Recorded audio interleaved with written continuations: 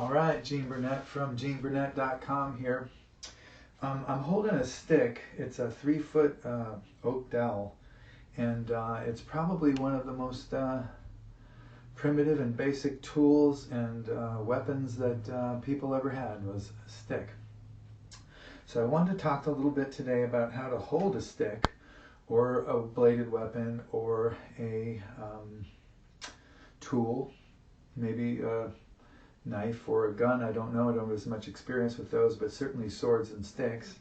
The hold is kind of important, and not to be dogmatic here, I'm not going to be talking about specific holds for specific weapon, classical weapon use. This isn't about dogma. This is just about the overall principle of holding weapons. And basically what you're doing here is in my view anyways, you're adding a fifth link to the power chain. So if I think of my feet as number one, my connection to the ground, and then I've got my legs, number two, power source. I've got my core, power augmentation, but especially by rotation. And then I've got my arms, link number 4, and now I've got link number 5. And that may be a blade, or that might be impact, or it might be some special advantage that the weapon or tool gives you. So the other links are connected to each other via connective tissue in our own bodies. If we fall asleep, the arm doesn't fall off. But if you fall asleep holding a stick, the stick falls off. So we have to actually connect ourselves to the stick as opposed to just trusting that it's there and then working on making it better. So how do you hold the stick? Well, one thing I've learned about the power chain is that ahead of the power chain, there has to be a feeling of yes. And right behind the power chain, there is a feeling of no. And what I mean by that is your body is generating momentum, usually with a weight shift of some kind. And that momentum is being increased at the point when it gets to the waist. You don't turn your hips or your waist immediately. Even if it's the legs first, then the waist or hips add to that rotation, and then it's increased out the arm. It's like a whip from the ground, and it can be very, very nuanced, or it can be very, very short, sharp. There's a million different ways to do it. But there has to be a yes on the one side. You can't be tense before the momentum gets there. That has to be relaxed, right? If you're going to snap your hand like that, right? If I hold it tight, it doesn't work. I can't do it. So there has to be a yes on that side, in a sense, if I'm pushing that way. But there has to be a no following it immediately, because if it's all yes, the whole body collapses into where the momentum just pulls you off the ground and drops you somewhere. There's a great example of this recently. There was a fight at a playoff game in baseball, and a guy got into it with a guy on the lower tier, and from him, the seats are pretty steep, and they got into it, and he started windmilling at this guy, throwing punches at this guy, and he just went right out of, the seat is right here, and he just launched out of his seat, and I think he did a full somersault and ended up head first, like 3 rows down. And his buddy was standing there and just got cold cocked from the side by somebody, but that guy tripped into that punch. He hit the punch. It was a solid punch, but he tripped into it because he wasn't watching his feet either. He was out over himself. So when your momentum pulls number one off the ground, right, it was too much yes. So once the legs have done their thing, they have to say no and let the momentum continue up through the hips, and then they have to say no, and each stage of it says no and lets the momentum continue out to the target. That's conservation of momentum. That's why this works. So boom, into that one little area, right?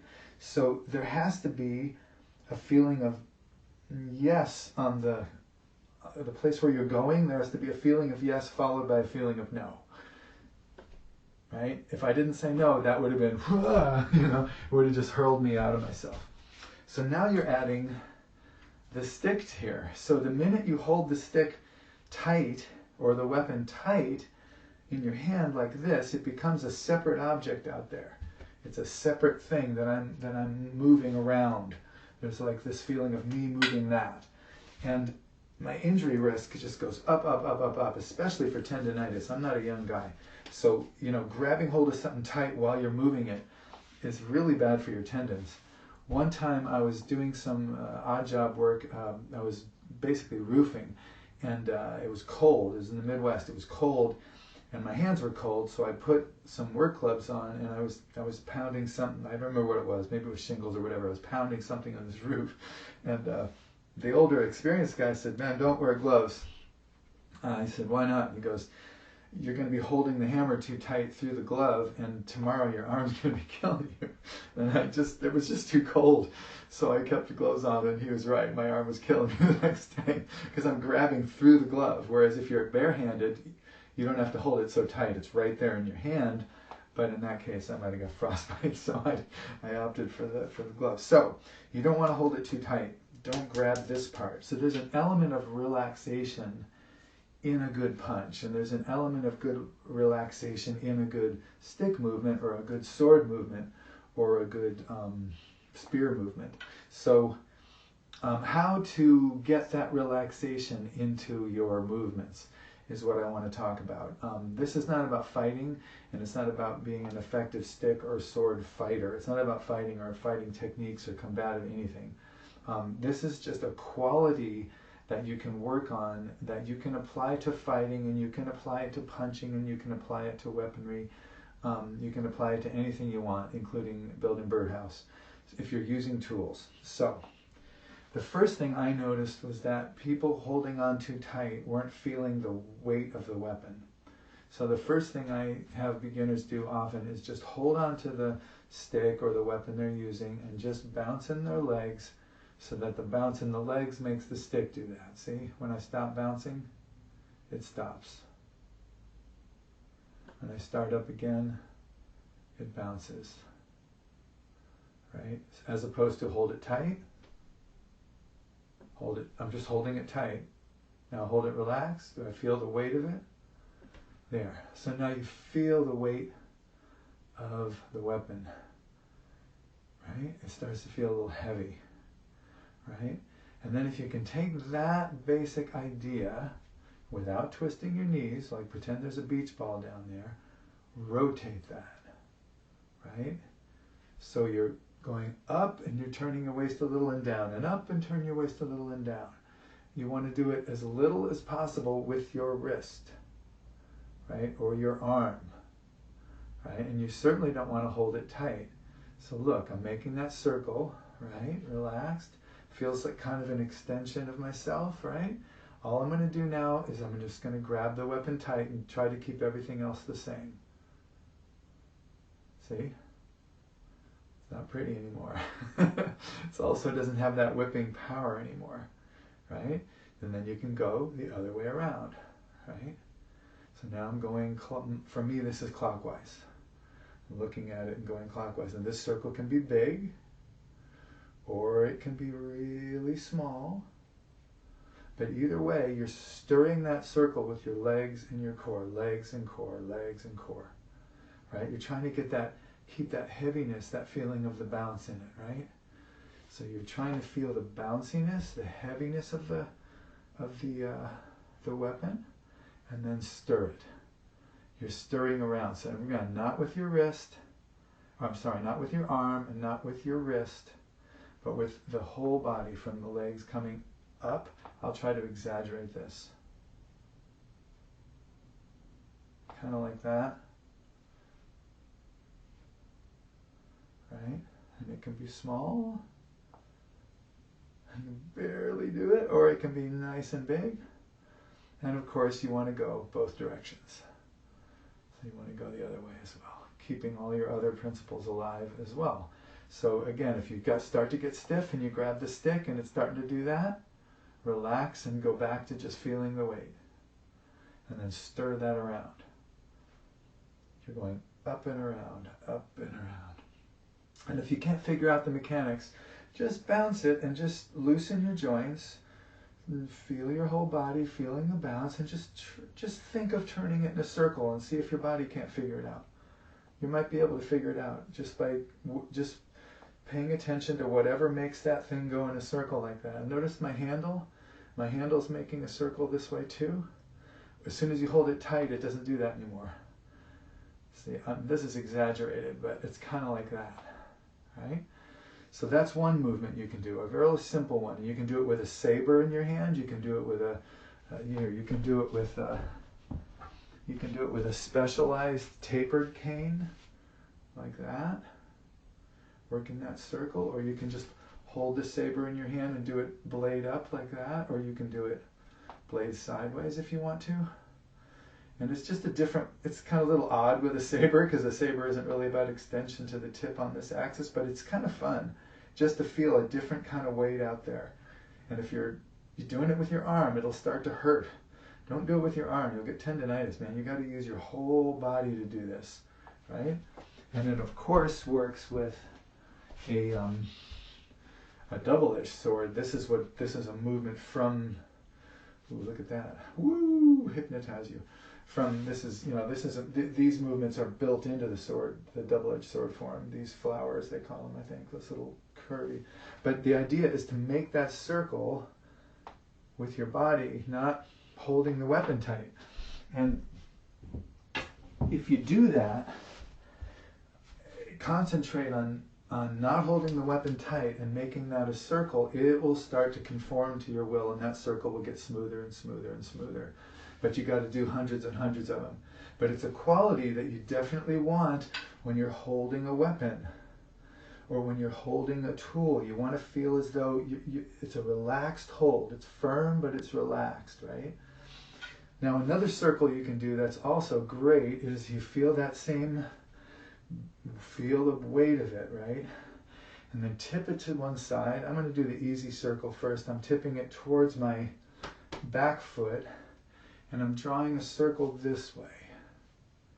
Notice my hand is low. These hands are low. This is down at my belly. I'm not doing this up in here. Hands are low. I just want to feel the weight of the stick here. Here's the weight. And I'm tipping it that way, and then I'm bringing it back and then going forward. So I'm going back and forward, back and forward. It's like a cone in front of me, like a really wide ice cream cone. And notice my hands, they're staying pretty, they come a little closer to me and a little farther away, but they're not rising and falling much. I'm not coming up and down and here. I'm keeping them close to the belly.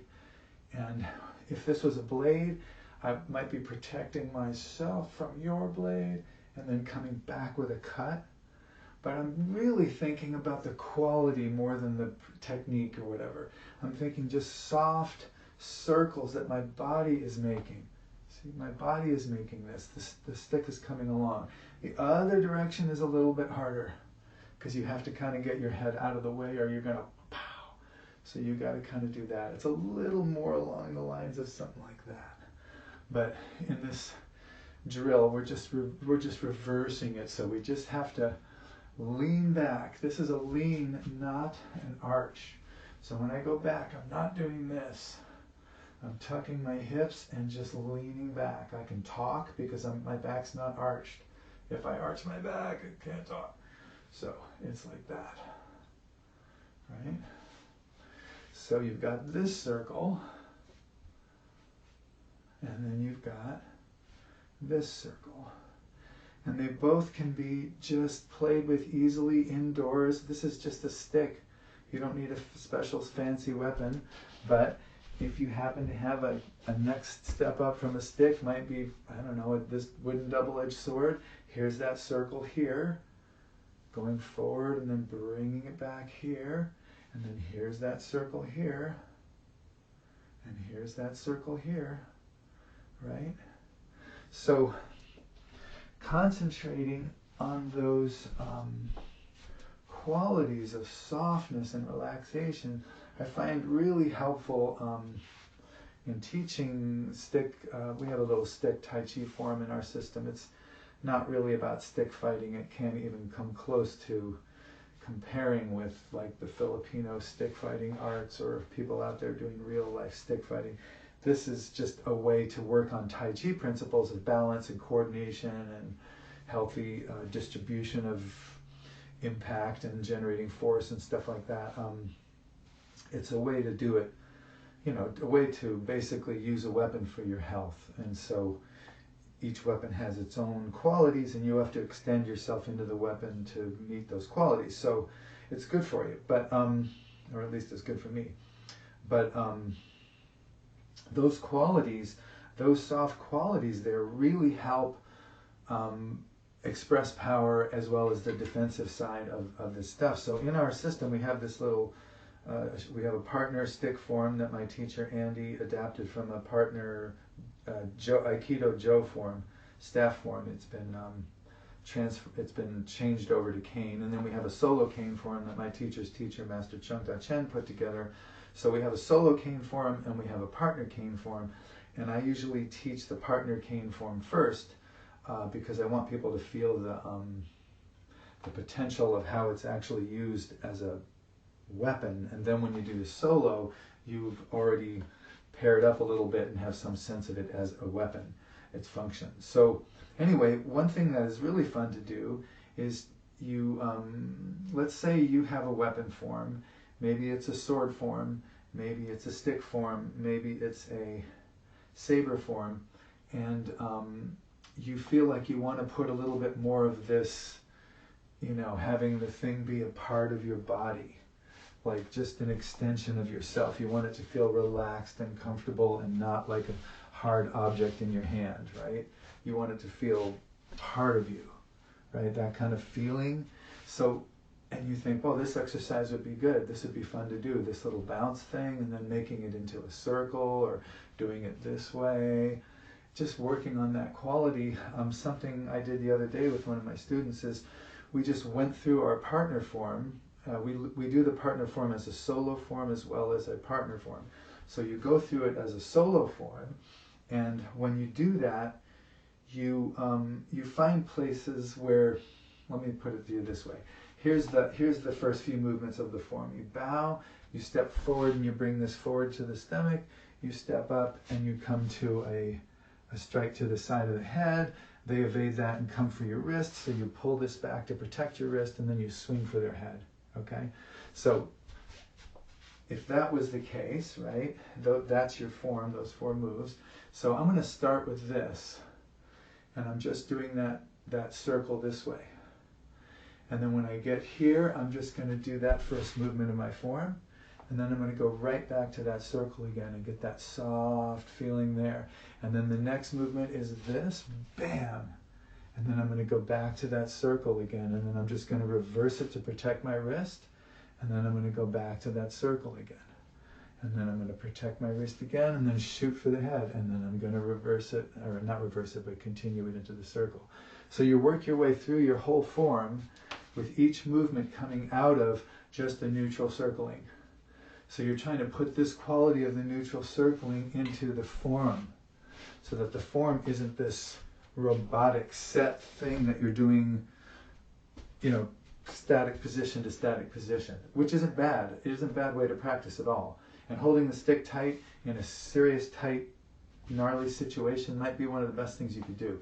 I'm just talking about how to put the relaxation quality in there that you can blend into your mix however you want to. So having a circle like this that's neutral and comfortable, where all the possibilities are open, you're not doing it stiff, you're not holding it stiff, and then work it into one of your moves, right? So you can do the same thing with the other circle. So I'm doing the circle here, and now I do the first movement of the form, and then I just pick it up and circle there too, and then boom, I'm doing the second movement of the form, and then I go to the circle again, and then I have to reverse it due to the next movement, but I go back to this one, and then I do that circle again, and then I go this one, and then I do that circle again, and then I go on to the next move and do that circle again. So it's just a way to play with this neutral, relaxed exercise, and then try to just bridge that feeling into the form that you're doing. So then you go back and just run through the form and see if that quality kind of just got in your nervous system a little bit, and now your weapon is a little bit more part of you and connected to you in that nice way where the momentum goes through it, and then there's a no here in the hand to keep the weapon from flying out of your hand, but not before the wave gets there. If that wave of power gets there and meets a no that's too early, it's too early, it's gonna mess your arm up and it's not gonna be as effective a move. But if you hit and there's your no, that's when you put the brakes on to keep your structure. Then then it works great.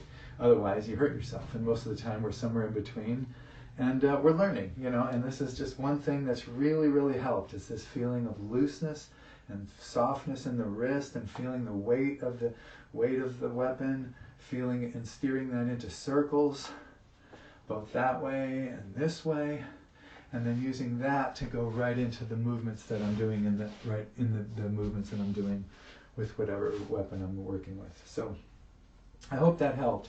It sure helped me, to that quality of feeling the weight of the weapon in my whole body, and then moving that, and then taking that neutral thing and taking it into actual form movements. So thank you for watching. I appreciate it. If you like this kind of thing, subscribe to my YouTube channel. I post these things to be helpful. But if you would like to donate to my cause, or not my cause, my survival, you can feel free to donate here on YouTube. Also at GeneBurnett.com, I got donation jars all over my world. So, but that's not really why I'm doing it. That's just nice to put out there. The main thing is just to be helpful. So I hope this helps. Take care and good luck with your training.